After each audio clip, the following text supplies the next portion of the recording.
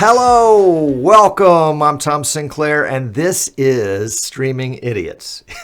If you thought you were heading out for a live streaming show that was professionally produced, you're in the wrong place. We are having a ton of fun, though, here today. We had a good little pre-show, and I'm just so excited about what's going on in the great world of live streaming. I mean, we had just this week Dr. Andrew Cross introduced. He's the new tech guys. You remember the NDI folks? He introduced a new NDI compatible camera. And it's a PTZ from NewTek. The NewTek NDI PTZ or whatever it's going to be called. And in addition to that, he introduced a wireless. What would you call it? A wireless transceiver, a wireless broadcast? It's called the Spark. It looks like that. And basically it attaches to your camera and makes your camera appear on your IP network as a resource, and thus in TriCaster or vMix as an NDI source for video and audio. So that's pretty cool. And those will be released. I think they've announced them, so they're going to release them August 1st, but I also understood that date was a little flexible. So if you're interested in one, go to the NewTek website or your local NewTek dealer and find out. Yeah, Maria's saying the thingamabob with ears. That's right. That's right. So that's really cool. And right behind that, PTZ Optics announced that they're going to be releasing a NDI PTZ cam probably the end of August, early September, and then followed up by Panasonic saying that they are releasing an NDI compatible PTZ cam, probably in a collaboration with the NewTek folks would be my guess. So that's three cameras that are coming out that are going to be NDI compatible. Now let's qualify that by saying NewTek is also releasing NDI version 3.0, and within version 3.0 is a subset of version 3.0 that is a higher compression, lower bandwidth way of doing NDI. And all of the above mentioned cameras and the above mentioned Spark device will use that subset of NDI 3.0. The subset of NDI 3.0 is called NDI HX. And H would be for high, and maybe X for transmit or receive or whatever you want it to mean. But NDI HS will be maybe 1080p, 10 megabits per second in terms of bandwidth, as opposed to NDI 2.0 NDI, which 1080p was 100 megabits per second. Obviously, there's some compression going on. Obviously, you're losing a little bit in compression. But the big news is that the NDI 2.0 latency, which is like a frame, maybe less, is not that much more with the NDI HX. Even though there's some compression going on, it doesn't add that much latency to it. We don't know yet because we haven't seen it. I know a lot of folks have indicated they were going to pre-order one, and NewTek hasn't stepped out and volunteered to send me one to test. I'll let you know if they do. In fact, if I do, you can borrow it from me. But it's going to be interesting to see. This is a big step forward. I mean, NDI, of course, was a huge step forward. And within the NDI world, NDI HX is going to be another huge step forward.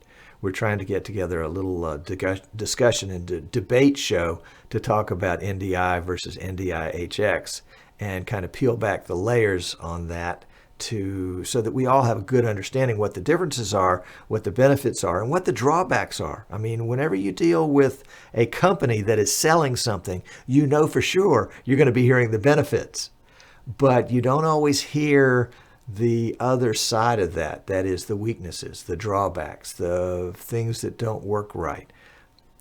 Notice nobody is talking about NDI. Nobody is saying the words, not the words, but the letters NDI and 4K in the same sentence. And we might go there too. We'll just have to see.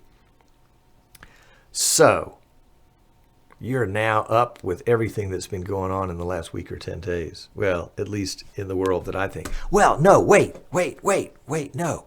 Last night, get this, last night, if you're in the US, it was last night. If you're in Australia, it was Wednesday morning, which don't even try to get me to explain all that. And if you're in Europe, it was in the middle of the night, you were asleep. But last night, Martin Sinclair, the CEO of vMix, remember vMix is one of the real early adopters of NDI and really helped put vMix front and center for a lot of companies. Martin announced that vMix 20, vMix 2X, which is destined for a beta release in September, will, now you remember with the vMix releases, the odd number releases are the big feature releases.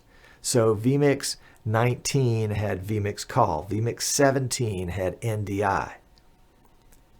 vMix 20 will not have that super killer feature, but will have a collection of really useful upgrades. And Martin indicated last night in the vMix Funtime Live Show, how about that for the name of a show? vMix Funtime Live Show for July. He announced that it will be a staggered release. A staggered release. So that means it's going to trickle out. Some good features right at the beginning, and then maybe a month or two later some more, and then some more, and then some more. And he threw it out. Maybe I misunderstood, but what I understood him to say was that vMix 20 would not be fully released until NAB next spring 2018.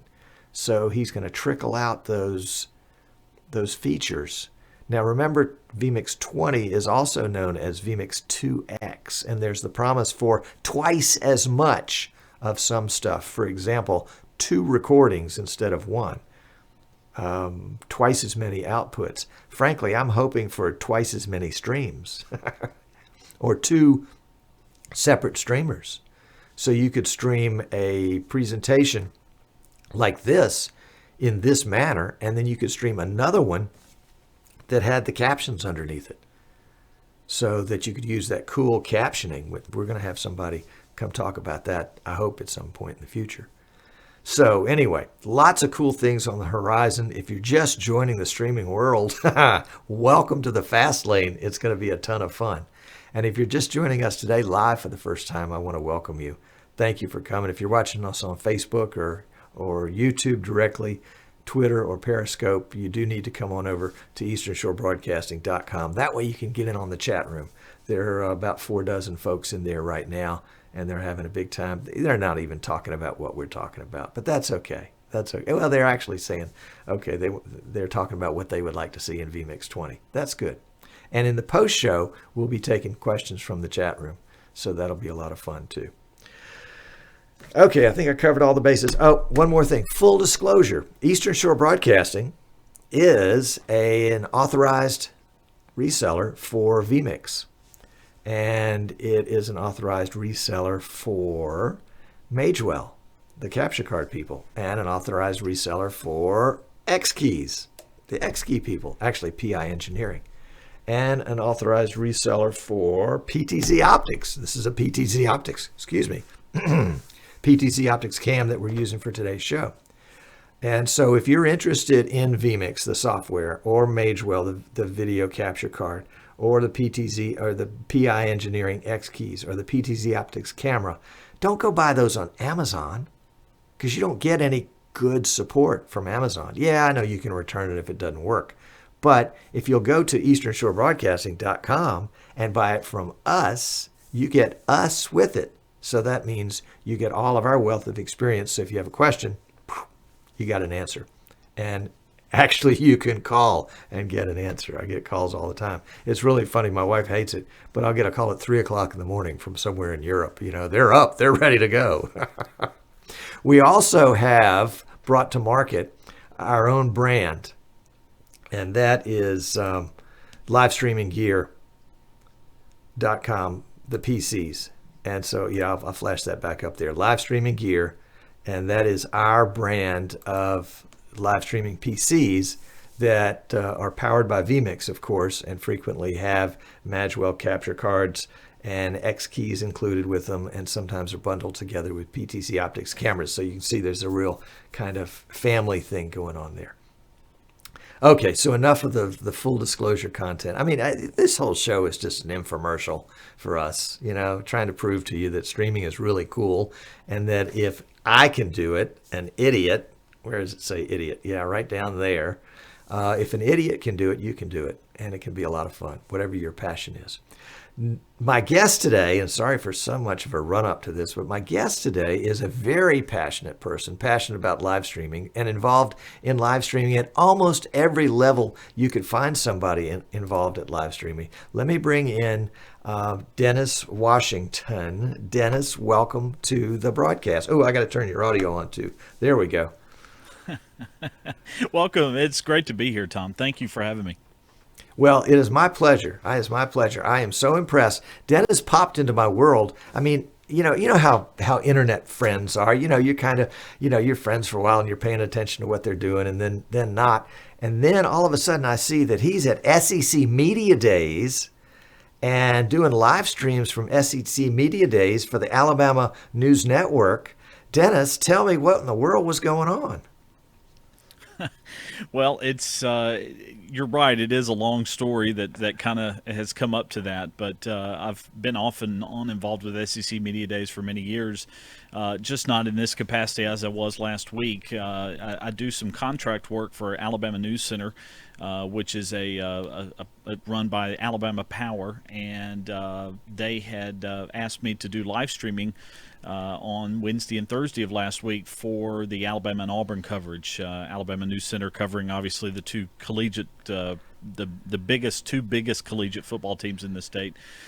So I brought all my gear in, and we had a hotel room set up where we did a live stream each day for 6 to 12 minutes each day, just going over the highlights from Nick Saban's comments and Gus Malzahn's comments on those days. And great success. They were very, very pleased with the results of that. So it was absolutely fantastic. Yeah, you're showing the page there, and there's been actually another 15 more live streams since last week. I was at the Sloss Music Festival on behalf of Alabama News Center this past Saturday and Sunday, and we live streamed select artist interviews, teamed up with Birmingham Mountain Radio, who had arranged these interviews for their radio station. And we video streamed them, live streamed them on Facebook from the event venue as well, and did that. There's one of the pictures you can see right there from that I took and posted to the Facebook page. But had a great success with that. I pulled some random statistics for them over, I guess it was Monday or Tuesday of this week, and the views were up in the thousands all total, which they were very, very pleased with. That is awesome, and so cool that Alabama Power would make that available. I guess part of their public service contribution in the state. It is. So it is. The News Center is a way for them. They started the website, alabamanewscenter.com, about 2 or 3 years ago as a way just to kind of showcase the good news happening in this state, especially in terms of business and community innovation, technology, and it is evolving. We're starting to see a lot more lifestyle content as well as sports and that sort of thing, and things that affect people in Alabama, but in a positive way. And that's really what the website and the social media channels have really evolved into. Well, and that's not the only thing in Alabama that you're working on either, is it? I mean, let's now that we've kind of cracked the sports conversation, let's talk about your closer to home passion. Well, and what's funny is my success, or my business success, I guess, has really been involved in sports. But I'm a meteorologist as well. I've been a licensed meteorologist now for more than 15 years, and tornado chaser. I worked at the Fox TV station here in Birmingham, Alabama, for about 18 years before I left 4 years ago. Started my own business and really struck out full time on this venture of content marketing, live streaming, brand journalism, But the live streaming is really where I've kind of focused and honed in on, and just 2 years ago this month helped co-create the Husky Fast Network, which is a live streaming network we built for Hewitt-Trussville High School and the Trussville City Schools here in the Birmingham area. And as a result, that's the website you can see there. We're now going into our third football season this fall, live streaming all the games. We built an app that's now available. In fact, version 2 of the app just came out this spring, back in May, that we built from the first version that we used the first 2 seasons. We were averaging close to 4,000 viewers every Friday night by the end of the season last fall. Using vMix, of course. I found vMix last summer, and we used that for last fall, added the instant replay, and it was just fantastic. It is a TV football broadcast. We treat it like if it were on a television station. Many of us have worked in TV or radio for many years, so we treat it as a professional TV radio broadcast. With commercials and so forth, which obviously limits our delivery platforms when you start looking at the terms of service of Facebook and YouTube, for example. But as a result, we're delivering something unique and relevant and timely to the people of Trussville, Alabama, and the results have shown the advertisers have been more than thrilled and often sign up before the season's even over for the next football season. All right, so what's the population of Trussville, Alabama? Population's about 20,000. So if you're looking at percentage-wise, we were averaging about 20% of the population was watching the broadcast every Friday night. That is huge. Many of those, it is. It absolutely is. And many of those would be sitting in the stands. We would look down out of the press box and see people in the stands holding their phones, watching our broadcast, so they could see the instant replays on their phones as they're sitting at the game. Yep. Absolutely. Yep. The instant replay was by far the huge hit for us last year and helped. We saw from first year to second year, video view growth was around 32% in video view growth from the first season to the second season. If I'm an advertiser or a sponsor, I want my logo on the instant replay stinger. That's where I want it. Yes. And that's what, because of the instant replay got used real often. The instant replay sponsor last year, he signed up midway through the season for season 2, or for this season coming up this fall. He wasn't going to chance it, was he? Value in that. Yep. No, Yep. It wasn't. And helped bring one of his friends on board who's going to be a sponsor for our halftime show this year. So the word of mouth has really gotten out. We try to take care of our advertisers. We value their financial support of what we do. We want to over-deliver on the value, and as a result, the fans get what they're asking for and more, and so do the advertisers as well. So that's not pay-per-view, is it? That's a free broadcast because you've got advertising to support it. Correct. And that was one of the things we set out initially. We did not want a pay-per-view situation here because we felt like it was unfair to put that burden on the fans, especially you've got family, sometimes grandparents that live out of state, wanting to watch their sons play football or their daughters march in the band, cheerleading, whatever. We did not want to put the financial burden on them to support the broadcast like the Alabama High School Athletic Association does with their partnership with Play on Sports in the NFHS. We did not feel like that was a good business model, and as a result, we believe our numbers prove that in the fact that we're getting thousands of viewers every Friday night watching our broadcast. So do you think that's affected attendance at the game? It hasn't. We've talked with school officials specifically about that, and we asked their blessing before we started out on this. We wanted their approval, their support.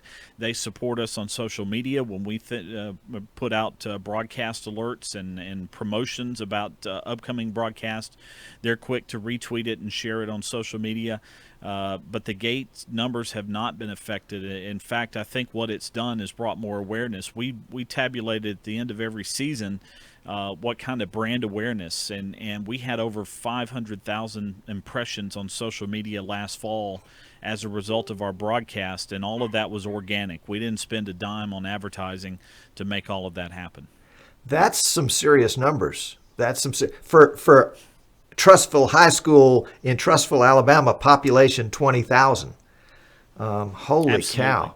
Absolutely. If I'm the Chevy dealer, I want the whole thing. Well, and we do have it. You as you were scrolling there, the Chevy dealer that's in town. We do have two car dealerships. The other one was the sponsor this first 2 years, and now the Courtesy has joined on for the next 2 years to be our title sponsor of the network. So their branding is going. I mean, you open the app, the Husky Fast Network app, you're going to see their logo when it opens, and it's going to be branded everywhere. But the results have been really.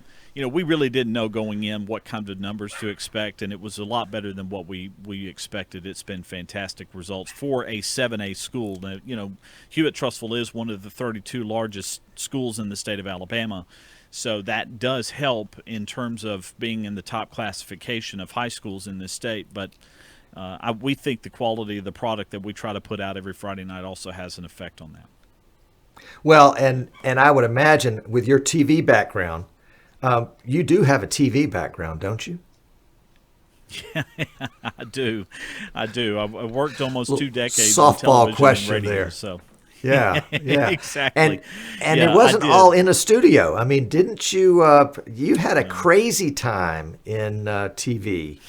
Tell us about that I crazy did. time. The idiot Yeah. time. That's what we want to call it, the idiot time. Well, it is. I mean, some people would look at that and like, why are you chasing tornadoes? That doesn't make any sense. I have loved weather since I was a kid. I grew up in Montgomery, Alabama. When the civil defense sirens were going off in the spring as a tornado warning was issued, my dad and I would go stand out in the driveway looking for them, hoping to see them. So I've always had a love for tornadoes, and that really evolved out of my journalism degree that I got in college, and got my meteorology degree from Mississippi State. Finished that in 2002, and after that became one of the tornado chasers for my TV station, and that's really where my live streaming experience began as well. Because as we were going out tornado chasing, we wanted to do more than just call on the phone and tell people where we were at. We wanted to show them, and I'll never forget in the early 2000s when Yahoo Instant Messenger added a video chat feature to their instant messaging. And that's how we used initially to get video back to the TV station of where we were at. And obviously it evolved from there into what we've got now with everybody walking around with a video camera in their pocket. Well, and probably back then you got 1080p, 30 frames a second. I mean, it was probably pristine video, right? Right. Yeah, it was more like one frame every 2 or 3 seconds, and about the size of a postage stamp. So it has been fun to watch it all evolve, though. I mean, the quality of the video and the size of the cameras, even in the last just few years, to think 10 years ago when the first iPhone came out and now where we're at is absolutely incredible. Just to see the options that are available to us now. And then in the broadcast industry, things like LiveView and these other devices that really help deliver video over cell networks is just incredible how rapidly the technology is changing. Uh-huh. Indeed. All right, now tell me a little bit about your studio today. Tell me what you're doing, what's coming, how are you coming to us? So I am in the basement of my house. Got a little studio that I've built. In fact, I'll try to pop up this camera here. Let's see. Oh, I've got to get out of the chat window first. All right. So I've got a couple of cameras here I'm using, and I did see someone in the chat talk about my microphone. I have always been a radio guy at heart. That was my first love. So I've got right here the Electro Voice RE20 microphone. Cherish that thing. The sound, there are good mics out there besides that, but that's just always been an iconic favorite of mine. The camera that I'm using to point at the other camera is from Marshall Electronics. So if Marshall started building security cameras years ago, and they adopted the HD SDI and HDMI protocols on some of their models, and broadcasters like me a few years ago realized, hey, I can get a HD SDI signal out of this camera. I don't need it to record. I don't need all the fancy controls. I just need simply to be able to get that. I know it's kind of hard to see with the backlighting on that, but that is it's a $600 camera now that you can get from just about any of the retailers, and what's great about it is it can be a fixed camera. So if, like, for product demonstrations, if I need to point at things and that sort of thing, then I can use that camera there, and I can point it down at a device and do a product demonstration with it like that. Or in this case, I've got the other one sitting right there pointing at me. I don't have to worry about a bunch of controls and so forth. It's static, and it just stays there, and it works. Got a little Mackie Mix 8 mixer that brings the audio into the computer, and running a computer with vMix, which vMix. Oh, vMix. Yeah. Oh, yeah. vMix is my thing. I love vMix. No doubt about it. No doubt about it. It's pretty amazing stuff. I mean, can you imagine back in 2002 or when you first started off with the TV station, if they had had a tool like this, you know, they could have put it in the trunk of a car.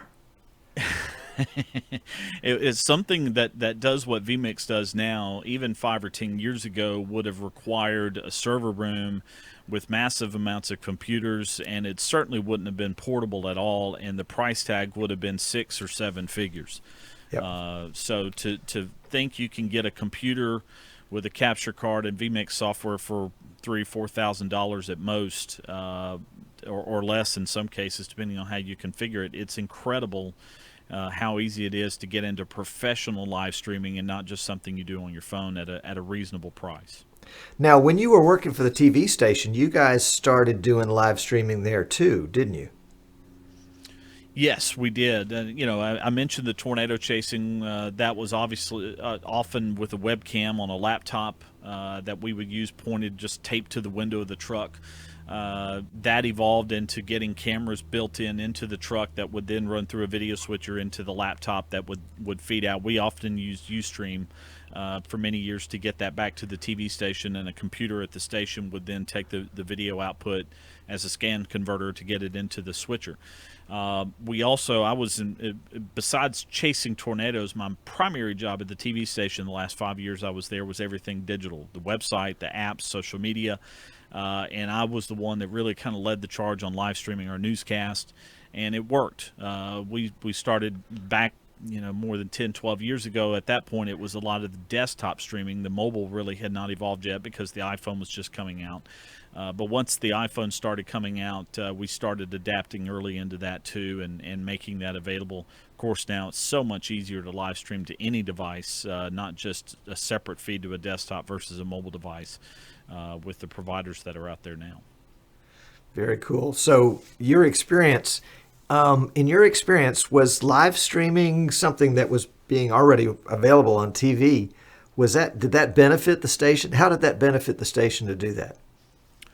It ended up benefiting a lot. I'll never forget some of the early conversations I had with some of my management team about this, and there were some that were worried that live streaming would encourage people to stop watching television and actually take away from TV ratings. But what we discovered pretty quickly was that it was the opposite was the effect. The more we live streamed, the better our TV ratings were, and a lot of that was due to the fact of brand awareness. When people, before live streaming, when people would leave home to go to work, they were then disconnected from the TV station from 7 or 8 in the morning until 4, 5, 6 o'clock at night. They had no way. There were no iPhones at the time. So when you started live streaming, now you gave people a way to stay connected with you and your product during the day at work, and so they could stay, and when they got home they thought, I need to get an update on that breaking news story I saw on my computer earlier today. So really that's where live streaming has benefited television stations, and benefits really anybody in general. It's part of that content marketing strategy. The more available you are to people throughout their day, the more that you stay at top of mind on them, and the more they think of you when they need something. Well, and you're not just a TV guy or a sports guy. You've got some other. You've got an event that you're going to be streaming coming up pretty soon. Tell us a little bit about that. Yeah, so Friday I'll be headed down to Faulkner University in Montgomery. I do a lot of work with several church events around the region, including this one coming up called the AIM Conference this weekend. About 500 or 600 teens and adults from around the Southeast will be there for this church event. Been for several years now handling not just the live streaming but also the audio video setup, the projection system inside on the screens, And obviously, with the how live streaming has evolved, we're taking some of that now and live streaming it for people to be able to watch on Facebook. Do that with that Exposure Youth Camp. Of course, I'm wearing my Maywood Christian Camp T-shirt. If cell service was better there at the camp, we'd be live streaming a lot more there too. But it just love the way that technology allows us to be able to connect people. And Tom, I'll even mention this. We didn't even discuss this yesterday when we were talking, but back in December, there's another group I work with every December called Exposure Youth Camp. And the last night of the event, there's about 1,500 plus people that attend this one. And the last night of the event, we get in the atrium of the Embassy Suites Hotel in Huntsville, Alabama, and everybody fills all 12, 13 floors, whatever it is, and we sing for half an hour. And we live streamed that on Facebook, and yeah, you know what I'm talking about. It has the reach has been almost 1.5 million Facebook users were reached within less than a month, with video views well over 400,000 or 500,000 video views. Absolutely incredible. I saw that. That was amazing, and just gave me goosebumps.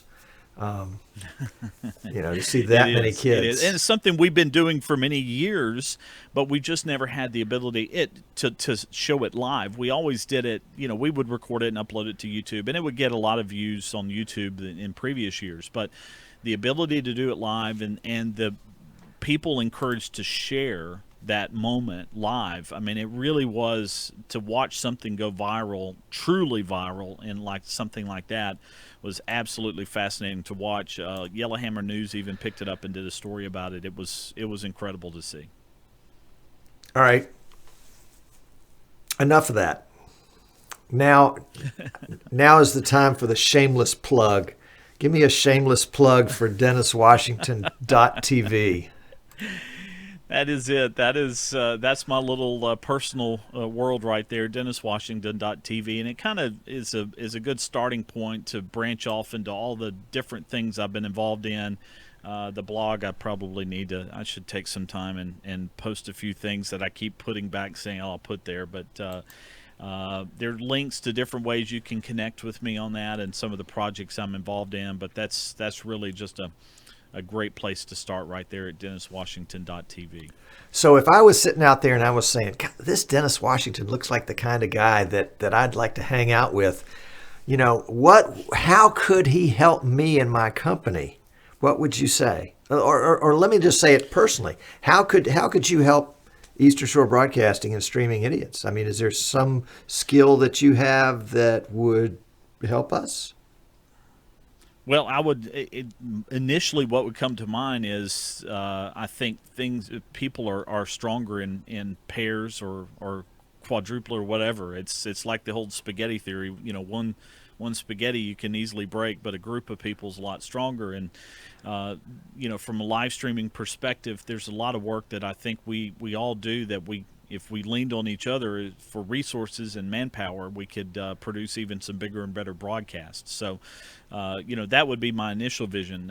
Obviously, a lot of the work I do right now is live streaming, and my whole goal behind live streaming is to be as portable as possible.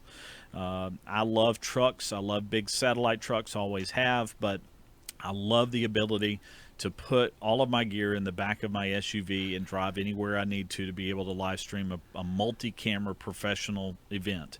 And I really pride myself on that. So the ability to do that, to go anywhere that's needed to live stream, that's really my bread and butter, is what I offer.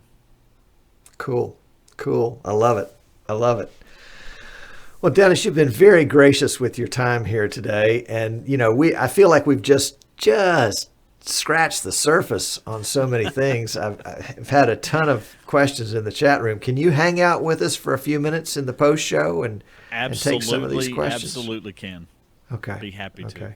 All right. Great. Well, hold on just a second. Don't go anywhere. Don't go anywhere. Dennis will be right back in post show. If you're watching us live, you do want to hang around for the post show. If you're watching us on Facebook, yeah, you get the Facebook. I think we're recording the Facebook post show, and one of our two YouTubes for this show will include the the post show. If you're watching the one that doesn't, go back to YouTube and look for the other show on the same date, and that will include the post show. You won't be able to ask questions, of course, because it's recorded.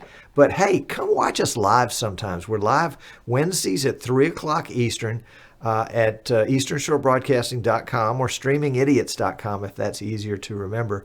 If you're watching us on YouTube, you've watched this far, you may as well subscribe. And if you're watching us on Facebook, we'd love to have you come join the Facebook group right down there, Facebook/groups/streaming idiots. There's always a great discussion, or most of the time multiple discussions going on about cameras and microphones and mixers and CDNs and technologies and vMix and all sorts of great things. So if you're interested in live streaming, and obviously you are because you've watched this much of the show, come join our group and engage. That's the key. Ask questions, make yourself available, and then we will be happy all together in the same place. So next week we have a real treat for you next week. Tess Protesto is coming. Tess is, as you remember, is the co-host of the PTZ Optics line of broadcasts. And Tess is coming to talk a little bit about that, but mostly about her passion. And that's what live streaming is all about. It's about your passion. Tess has a long history of making tutorial videos for girls and women with using makeup. So you may not be interested in the makeup part of it, but you may be interested in the technology part of it that she uses for that. So that'll be next Wednesday, July 26th at 3 o'clock in the afternoon Eastern time. And then coming up August 2nd, Zach Adams, who was the winner of the 2017 Streaming Award. I mean, he was the overall grand prize winner for his work in producing Cruise Week TV.